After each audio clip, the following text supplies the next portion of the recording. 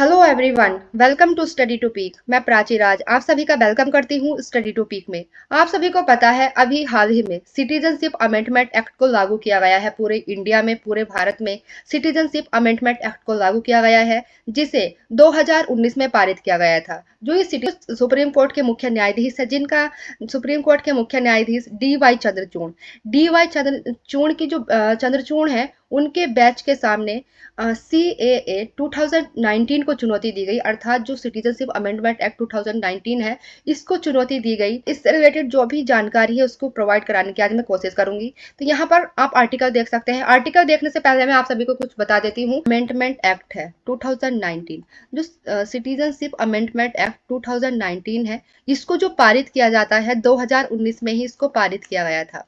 2019 में इसको एक्ट को पारित किया गया था। अब मैं बात करूं इसको लागू कब किया गया। इससे पहले मैं आपको बता दूं, जो 1955 में नागरिकता से संबंधित 1955 में पहला संविधान संशोधन अर्थात नागरिकता संशोधन अधिनियम आया था, और इसी अधिनियम में 2019 में संशोधन किया जाता है। और जब इसमें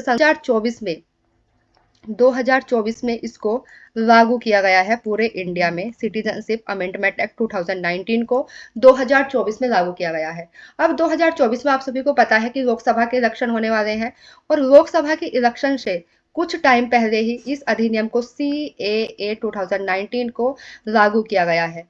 अब जब इसको लागू कर दिया, अब जो सुप्रीम कोर्ट है, सुप्रीम कोर्ट में कई सारी याचिकाएं दायर हो गई। कई सारी याचिकाएं इसलिए दायर हो गई कि लोकसभा के इलेक्शन से पहले ही क्यों इसको लागू किया गया। इसको कुछ टाइम पहले भी लागू किया जा सकता था, लेकिन हुआ क्या था, आपको पता है कि कोविड-19 का भी टाइम चल रहा था। तो ये जो सिटीजनशिप अमेंडमेंट एक्ट है 2024 में लागू किया गया है। इसकी जो इससे संबंधित जो याचिकाएं सुप्रीम कोर्ट में दायर की हैं, वो का नाम है Indian Union Muslim league, democratic Youth Federation of India, अर्थात DYFI। ये जो दो दल हैं, जो ये दल हैं, इन दलों ने जो है याचिकाएं दायर की हैं। और साथ ही साथ इसमें कांग्रेस के नेता है जयराम रमेश, कांग्रेस के एक नेता है जिनका नाम है जयराम रमेश, और एक तृणमूल नेता है, तृणमूल पार्टी के नेता है जिनका नाम है महुया मोइत्रा है। AIMIM इसके प्रमुख हैं ओवैसी। इन सभी ने क्या किया, याचिकाएं दायर की सुप्रीम कोर्ट में। और जब सुप्रीम कोर्ट में याचिकाएं दायर की, लगभग वे जो याचिकाएं हैं उनकी संख्याएं हैं 237 याचिकाएं सुप्रीम कोर्ट में दायर की गई। इन्हीं पर जो सुनवाई है, जो भारत के मुख्य न्यायाधीश है DY चंद्रचूड़, और एक है बी पारदीवाला, और एक न्यायमूर्ति मनोज मिश्रा है। इन तीनों की पीठ मिलकर के इन सभी याचिकाओं की सुनवाई करेंगी। अब देखते हैं हम अपने आर्टिकल को। यहाँ पर आप आर्टिकल देख सकते हैं। नागरिकता कानून CAA असंवैधानिक, शीर्ष अदालत के समक्ष आज 237 याचिकाएं, अर्थात जो सुप्रीम कोर्ट है, सुप्रीम कोर्ट के समक्ष 237 याचिकाएं दायर की गई हैं। अब नीचे भी पढ़ सकते हैं। भारत के मुख्य न्यायाधीश DY चंद्रचूड़ की अगुवाई वाली न्यायमूर्ति JV पारदीवाला और न्यायमूर्ति मनोज मिश्रा की पीठ इस मामले की सुनवाई करेगी। ये तीनों मिलकर के, इनकी जो एक पीठ बनी है, ये तीनों पीठ मिलकर के इस जो भी ये याचिकाएं हैं इनकी या इस मामले की सुनवाई करेंगी। अब यहाँ पे देख सकते हैं कि जो हमारा ये जो सिटीजनशिप अमेंडमेंट एक्ट है, इसको लागू किया गया है। अब इसको लागू क्यों किया गया है, इसको सिटीजनशिप अमेंडमेंट एक्ट 2019 के लागू करने का फायदा होगा। अब यहाँ पर आप देखिएगा, ये है पाकिस्तान, और ये है अफगानिस्तान, और ये है बांग्लादेश। जो पाकिस्तान है, अफगानिस्तान है और बांग्लादेश है।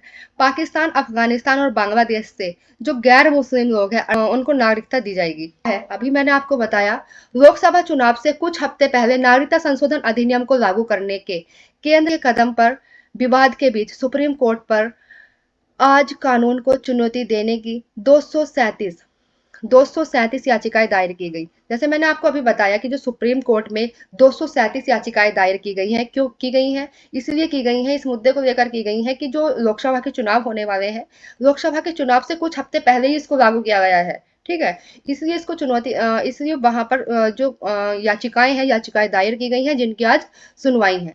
भारत के मुख्य न्यायाधीश DY चंद्रचूड़ की अगुवाई वाली न्यायाधीश JV पारदीवाला और न्यायमूर्ति मनोज मिश्रा की पीठ इस बैठक की सुनवाई करेंगी। मनोज मिश्रा याचिका जो करता है, याचिकाकर्ताओं ने मुख्य रूप से, जो याचिकाकर्ता है अर्थात जिन्होंने याचिकाओं को सुप्रीम कोर्ट में दायर किया है, याचिकाकर्ताओं ने मुख्य रूप से केरल स्थित राजनीतिक दल the Indian Union Muslim League IUML और Democratic Youth Federation of India नेता है जयराम रमेश और तृणमूल नेता है एक महुया मोइत्रा और असुद्दीन ओवैसी। ये सभी जो है इस इन याचिकाओं में शामिल है, अर्थात जो भी ये याचिकाएं सुप्रीम कोर्ट में दायर की गई है।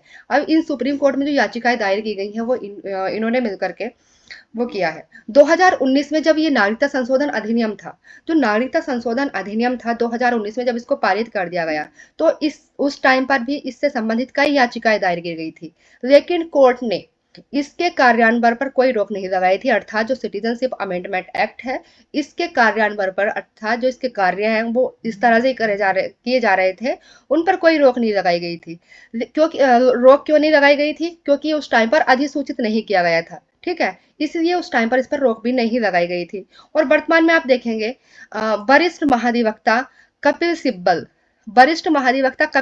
सिब्बल ने अदालत को बताया कि जब रोक का कोई सवाल ही नहीं था, तब रोक का कोई सवाल भी नहीं था, क्योंकि रोक का सवाल इसलिए नहीं था क्योंकि उस टाइम पर इसको कोई अधिसूचित नहीं किया गया था, केवल पारित किया गया था, ठीक है, तो इसलिए इस पर रोक का कोई भी सवाल नहीं उठा था उस टाइम पर, लेकिन याचिकाएं उस टाइम पर भी दायर की गई थी, ठीक है, क्योंकि इस अधिनियम को अधिसूचित भी नहीं किया गया था। तब सोलिसिटर जनरल है तुषार मेहता ने कहा अधिसूचित किया गया है, अप्रासंगिक है। अर्थात ये जो हमारे भारत के सॉलिसिटर जनरल हैं तुषार मेहता के द्वारा कहा गया है कि जो ये बोल रहे हैं कि जो ये लोकसभा चुनाव होने वाले हैं, लोकसभा चुनाव से इसको पहले लोकसभा चुनाव के पहले इसको लागू किया गया है, ये कोई अप्रासंगिक तथ्य नहीं है, अर्थात ये इसका कोई इससे संबंध नहीं है, ठीक है, तो ये ऐसा कुछ तुषार मेहता के द्वारा कहा गया है। सिटीजनशिप अमेंडमेंट एक्ट था, चीफ जस्टिस की एक बैच के सामने जो सिटीजनशिप अमेंडमेंट 2019 को चुनौती दी गई है।